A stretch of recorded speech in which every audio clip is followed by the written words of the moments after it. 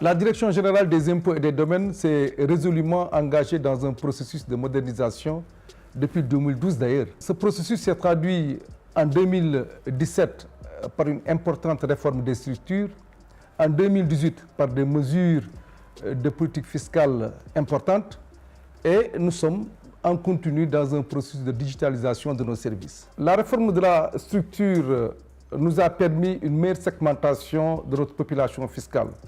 Cela nous permet effectivement de spécifier nos services vers cette population en fonction de la taille et du chiffre d'affaires réalisé. C'est ainsi que vous avez une structure qui s'occupe des grandes entreprises, une autre des moyennes et une autre des petites entreprises.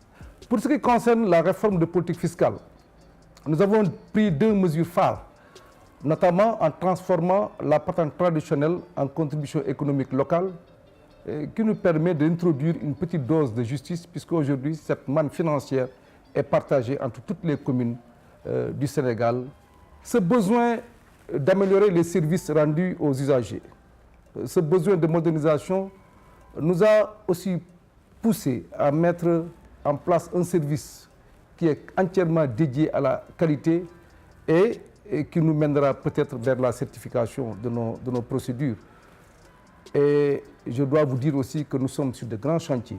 Nous avons des perspectives extrêmement intéressantes en termes de modernisation, notamment un système de gestion du foncier. Vous savez que nous avons beaucoup de difficultés avec le foncier.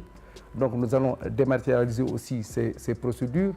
Nous avons aussi des produits grand public que nous allons mettre à votre disposition incessamment, notamment une application Mon Espace Perso qui vous permettra de visualiser votre situation au niveau de la DGD, de faire du tracking.